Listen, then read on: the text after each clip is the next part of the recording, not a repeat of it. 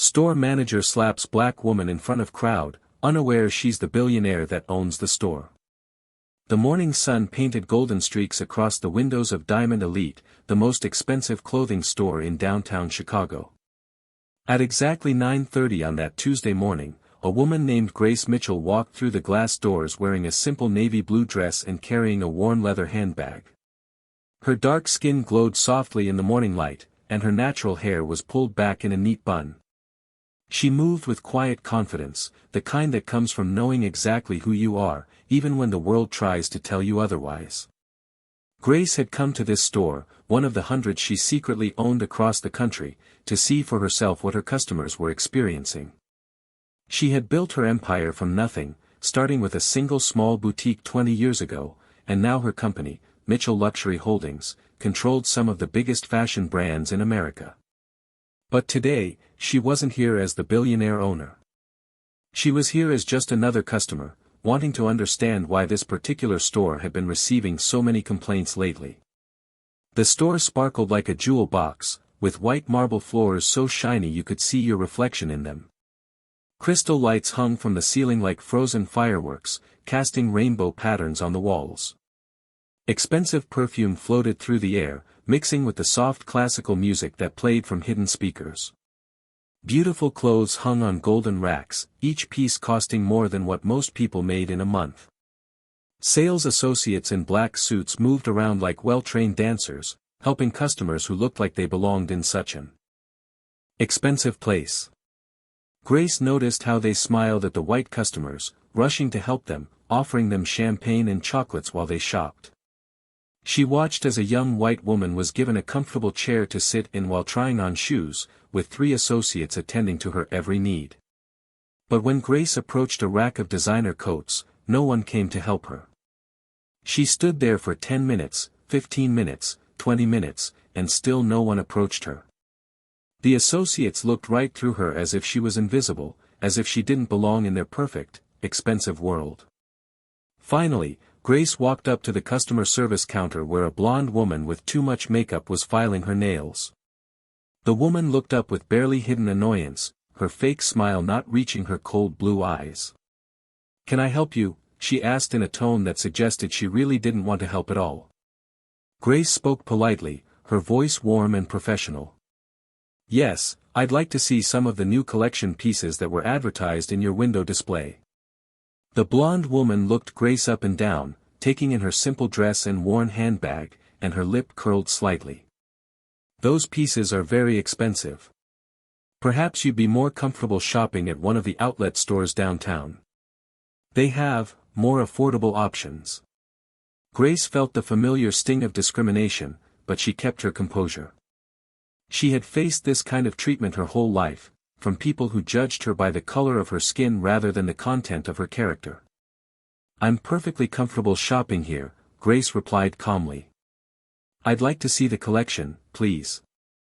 The situation escalated quickly when the store manager appeared.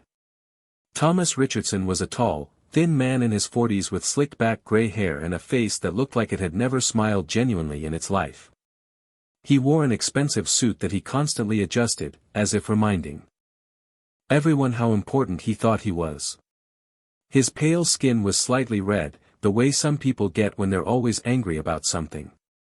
He had been watching Grace from his office on the security cameras, and he didn't like what he saw. In his mind, people like her didn't belong in his store. They brought down the image, scared away the real customers, the wealthy white clients who spent thousands without blinking. He had worked hard to maintain what he called standards in his store, and he wasn't about to let anyone ruin that. As he approached Grace, his thin lips pressed together in a tight line, and his small eyes narrowed with barely concealed disgust. "Is there a problem here, Jennifer?" he asked the blonde associate, though his eyes never left Grace's face. "This customer wants to see the exclusive collection," Jennifer replied, emphasizing the word customer as if it was ridiculous to use that term for Grace. Thomas stepped closer to Grace, invading her personal space in a way that was meant to intimidate. "I'm sorry, but that collection is by appointment only, and we're fully booked for the next 3 months." It was a lie, and everyone knew it. Grace had seen other customers, white customers, being shown those same pieces just minutes ago without any appointment. That's interesting, Grace said, her voice still calm but with a slight edge now. I just saw another customer looking at those pieces without an appointment. Thomas's face grew redder, and a vein started to pulse in his forehead. Are you calling me a liar? He hissed, his voice low and threatening. Are you one of those people who come in here trying to cause trouble? Looking for a lawsuit? I know your type. The words hung in the air like poison, and several customers had started to notice the confrontation. A few pulled out their phones, sensing that something bad was about to happen. Grace stood her ground, her dignity intact despite the assault on it. She had built her empire by Mr. Richardson. She had seen his name tag and used his name deliberately, showing him that she was paying attention, that she would remember this moment. Thomas's face twisted with anger. How dare she talk back to him? How dare she act like she was his equal? In his small, bitter mind, he was superior simply because of the color of his skin, and he couldn't stand it when someone he considered beneath him didn't act accordingly. Your type, he spat, his voice getting louder, is the type that doesn't belong in a store like this. This is Diamond Elite, not some ghetto swap meet. We have standards here, and you clearly don't meet them. More people were watching now, and the air in the store had grown thick with tension. An elderly black woman shook her head sadly, remembering her own experiences with such hatred. A young mixed-race couple held hands tighter, anger flashing in their eyes. Even some of the white customers looked uncomfortable, shifting nervously as they witnessed the blatant discrimination. The breaking point came when Grace reached into her handbag to pull out her phone. She wanted to document this interaction, to have evidence of what was happening in one of her own stores. But Thomas saw her movement and reacted with explosive violence. Don't you dare pull a weapon on me, he shouted, though anyone could see she was only reaching for a phone. His hand shot out with shocking speed and connected with Grace's face in a loud slap that echoed through the store like a gunshot. The force of the blow turned Grace's head to the side, and a red mark immediately began to form on her dark cheek. The store fell completely silent for a moment, as if everyone had suddenly stopped breathing. Then chaos erupted. People gasped. Some screamed, phones came out everywhere, recording the assault. A young black man stepped forward as if to intervene, but his girlfriend held him back, whispering urgently about safety. An older white woman loudly declared this was disgusting and that she was calling the police. The security guards, both young black men who had been forced to watch their people be discriminated against day after day, stood frozen, torn between their jobs and their consciences. Grace slowly turned her head back to face Thomas, her hand touching her stinging cheek. But instead of tears, instead of anger, instead of the reaction Thomas expected and probably wanted, there was something else in her eyes. It was a look of pity mixed with determination, the look of someone who had just made a very important decision. She stood there for a moment, letting the full weight of what had just happened sink in, not just for her but for everyone watching. Then, very calmly, she reached into her handbag again, this time pulling out a business card. It was a simple black card with gold lettering, elegant and understated. She placed it on the counter with deliberate slowness, making sure everyone could see her movements. My name, she said, her voice carrying clearly through the silent store, is Grace Mitchell. I am the founder and CEO of Mitchell Luxury Holdings, the company that owns this store and 800 others like it across the country. The words fell like bombs into the silence, each one destroying Thomas's world a little more. Thomas's face went through a series of changes that would have been comical if the situation wasn't so serious. First confusion, then disbelief, then a dawning horror as the truth began to sink in. His mouth opened and closed like a fish gasping for air, no words coming out. Jennifer, the blonde associate, had gone as white as the marble floor, her hands shaking as she picked up the business card to look at it. One of the security guards, Marcus, stepped forward and looked at the card, then at Grace, then back at the card. Oh my God, he whispered. It's really her. I've seen her picture in the company newsletter. The news spread through the store like wildfire. Customers started Googling Grace Mitchell on their phones, finding articles about the self-made billionaire who had built a fashion empire from nothing. They found pictures of her with presidents and celebrities, articles about her charitable work, stories about how she had overcome poverty and discrimination to become one of the richest black women in America. And now she was standing here, with a red mark on her face where their store manager had slapped her. Thomas's legs seemed to give out, and he had to grab the counter to keep from falling. His entire life was crashing down around him in real time. He had just assaulted his boss's boss's boss, the person who owned the entire company, in front of dozens of witnesses who had recorded the whole thing. "Ms. Mitchell," he stammered, his voice breaking. "I didn't. I couldn't have known. If I had known who you were." Grace held up her hand to stop him. "That's exactly the problem, Mr. Richardson. You would have treated me with respect if you had known I was rich and powerful. But you showed me contempt because you thought I was just another black woman with no power to fight back. The question is, why should my bank account determine whether I deserve to be treated like a human being?" The question hung in the air, heavy with meaning. Several customers nodded, understanding the deeper point she was making. This wasn't just about one incident, it was about a system that determined people's worth based on their appearance and assumed wealth rather than their inherent dignity as human beings. Grace turned to address everyone in the store, her voice strong and clear despite the pain in her face. "What happened here today happens in stores across this country every single day. People are judged, dismissed, humiliated, and sometimes even assaulted simply because of the color of their skin. The only difference today is that it happened to someone with the power to do something about it." She looked at Marcus and the other security guard. "How many times have you two had to stand by and watch while people who look like you were treated badly in this store?" Marcus swallowed hard before answering. "Too many times to count, ma'am. We've wanted to speak up, but we need our jobs. We have families to feed." Grace nodded with understanding. "And that's how systemic racism perpetuates itself. Good people are forced to stay silent because speaking up could cost them their livelihood. Well, that changes today." She pulled out her phone and made a call, putting it on speaker so everyone could hear. "Robert? This is Grace. I need you to get to the Chicago Diamond Elite store immediately with a full legal team.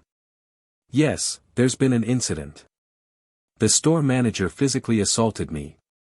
No, I'm not pressing personal charges, but we're going to use this as a catalyst for major changes. Bring the new diversity and inclusion protocols we've been working on. We're implementing them company-wide, starting today." She ended the call and looked back at Thomas, who seemed to have aged 10 years in the last 10 minutes. "Mr. Richardson, you're obviously terminated, effective immediately. But more than that, you're going to become the face of what not to do in our new training videos. Every new employee in our company will watch footage of what you did today and learn why it's not just morally wrong but also catastrophically stupid to judge customers by their appearance." Jennifer tried to slip away quietly, but Grace's voice stopped her. "Ms. Jennifer, is it? You're not fired. But you're suspended pending a full review of your customer service history. If we find patterns of discrimination, which I suspect we will, you'll be terminated. If this was an isolated incident of poor judgment, you'll undergo intensive training before being allowed to interact with customers again."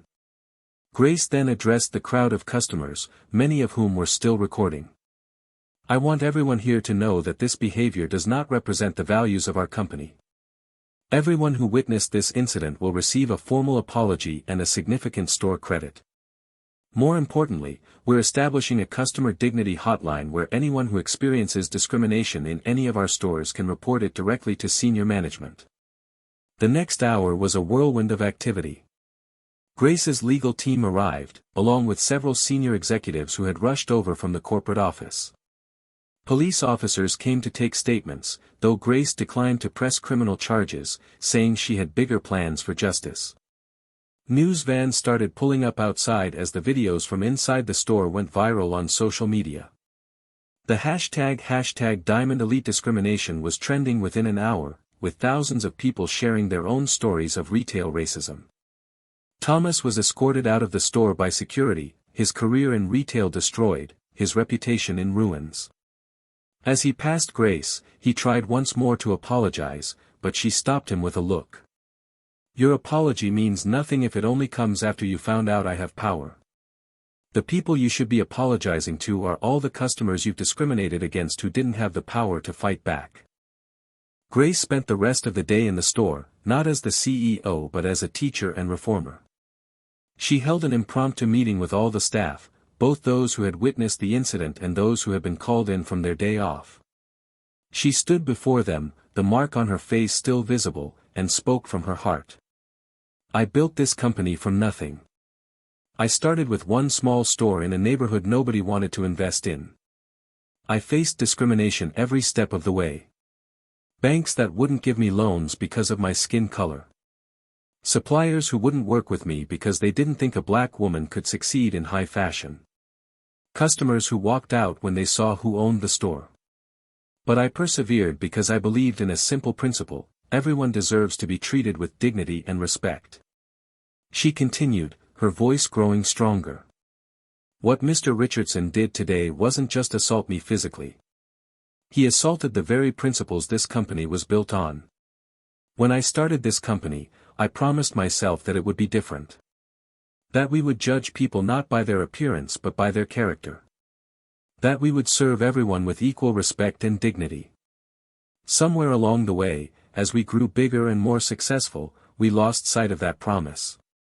We started caring more about appearing exclusive than being inclusive. We started valuing perceived wealth over human worth. That ends today."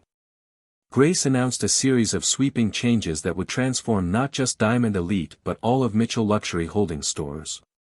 First, all employees would undergo mandatory diversity and inclusion training, not just a one-day seminar but an ongoing program that would last months. Second, mystery shoppers from diverse backgrounds would regularly test stores for discrimination, with serious consequences for any location that failed. Third, employee compensation would now be tied not just to sales but to customer satisfaction scores from customers of all backgrounds. Fourth, the company would partner with organizations that promoted diversity in fashion and retail. Fifth, they would establish a scholarship program for young people from underprivileged backgrounds who wanted to pursue careers in fashion and retail. Marcus, the security guard who had wanted to speak up, was promoted on the spot to be the store's new customer experience manager. His first job would be to review all the store's policies and procedures to identify and eliminate any that could lead to discrimination. Grace saw something in him, a combination of integrity and courage that had been suppressed but not destroyed by the system he had been working in. "You knew what was happening was wrong," she told him. "Now you have the power to make sure it never happens again." Marcus accepted the position with tears in his eyes, promising to do everything in his power to create a store where everyone felt welcome and valued. As the day turned to evening, Grace held a press conference outside the store. Reporters from every major news outlet had gathered, drawn by the viral videos and the story of a billionaire CEO who had gone undercover and exposed discrimination in her own company. She stood at the podium, the mark on her face now covered with makeup but still visible to those who looked closely, and spoke to the nation. "What happened to me today was not unique. It happens to black people, brown people, Asian people, and anyone who doesn't fit someone's narrow definition of who belongs in certain spaces. The only difference is that I had the power to do something about it. But real change doesn't come from one person with power. It comes from all of us demanding better, refusing to accept discrimination as normal, and supporting businesses that truly value diversity and inclusion." She announced that Mitchell Luxury Holdings would be conducting a full audit of all its stores, with the results being made public. Any store found to have patterns of discrimination would face serious consequences, including potential closure. She also announced a customer bill of rights that would be posted in every store, making it clear that discrimination of any kind would not be tolerated. The response was immediate and overwhelming. The company's stock initially dropped as investors worried about the scandal, but by the end of the week, it had risen to record highs as consumers, particularly younger consumers who valued corporate social responsibility, flocked to support a company that was taking real action against discrimination. The impact went far beyond just Mitchell Luxury Holdings. Other retail companies, seeing the public response and fearing their own hidden discriminatory practices might be exposed, began implementing similar policies. Business schools started teaching the Diamond Elite incident as a case study in both crisis management and corporate social responsibility. Civil rights organizations praised Grace for using her platform and experience to create real change. But perhaps the most meaningful responses came from ordinary people who had experienced similar discrimination. Grace received thousands of emails and letters from people sharing their stories, thanking her for standing up, for not letting wealth and power insulate her from the struggles that so many faced.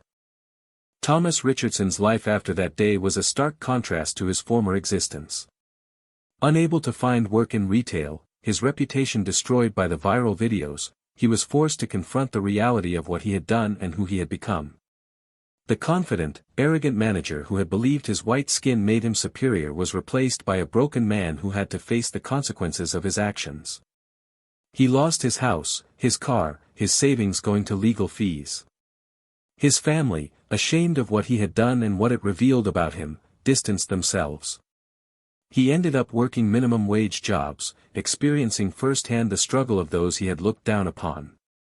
Some might say it was karma, others justice, but Grace saw it as a waste of human potential that could have been avoided if Thomas had simply seen her as a human being deserving of respect. 6 months after the incident, Grace returned to the Diamond Elite store, this time not in disguise but as herself. The store had been transformed. The staff was diverse, the atmosphere welcoming, and customers of all backgrounds browsed freely, treated with equal respect and attention. Marcus, now thriving in his management role, gave her a tour of the changes they had implemented. They had created comfortable seating areas for all customers, not just those who looked wealthy. They had instituted a policy where every customer who entered was greeted within 30 seconds. They had removed any policies that could be used to discriminate, such as requiring appointments for certain collections. Most importantly, they had created a culture where employees felt empowered to speak up if they witnessed discrimination, knowing they would be supported rather than punished. As Grace walked through the store, she was approached by a young black girl, maybe 16 years old, who was there with her mother. The girl looked at Grace with awe and said, "Ms. Mitchell, I saw what happened to you on the internet. Thank you for standing up for all of us. Because of you, I feel like I can shop here without being afraid or embarrassed." Grace felt tears well up in her eyes. This was why she had built her empire, not just for personal success but to create spaces where people who looked like her could feel valued and respected. She hugged the girl and her mother, telling them that they were the reason she did what she did, that their dignity and worth were not negotiable. The ripple effects of that one terrible moment when Thomas Richardson slapped Grace Mitchell continued to spread. Laws were proposed to strengthen protections against retail discrimination. Training programs were developed to help retail workers recognize and combat their own biases. Young entrepreneurs from minority backgrounds were inspired to start their own businesses, knowing that someone like Grace had paved the way. The Diamond Elite incident became a watershed moment in the fight against retail discrimination, a moment when one woman's experience became a catalyst for systemic change. But Grace knew the work was far from over. Discrimination was like a weed with deep roots. You couldn't just cut off the visible parts and expect it to die. You had to dig deep, pull out the entire root system, and then remain vigilant to prevent it from growing back. She established the Mitchell Foundation for Retail Justice, using her personal wealth to fund legal support for people who experienced discrimination but didn't have the resources to fight back. She personally mentored young people of color who wanted to enter the fashion and retail industry, sharing not just her business knowledge but her strategies for maintaining dignity and self-worth in the face of prejudice. Mitchell, I saw what happened to you on the internet. Thank you for standing up for all of us. Because of you, I feel like I can shop here without being afraid or embarrassed. Grace felt tears well up in her eyes. This was why she had built her empire, not just for personal success but to create spaces where people who looked like her could feel valued and respected. She hugged the girl and her mother, telling them that they were the reason she did what she did, that their dignity and worth were not negotiable. The ripple effects of that one terrible moment when Thomas Richardson slapped Grace Mitchell continued to spread. Laws were proposed to strengthen protections against retail discrimination. Training programs were developed to help retail workers recognize and combat their own biases. Young entrepreneurs from minority backgrounds were inspired to start their own businesses, knowing that someone like Grace had paved the way. The Diamond Elite incident became a watershed moment in the fight against retail discrimination, a moment when one woman's experience became a catalyst for systemic change. But Grace knew the work was far from over.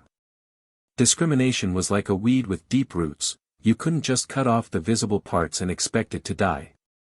You had to dig deep, pull out the entire root system, and then remain vigilant to prevent it from growing back.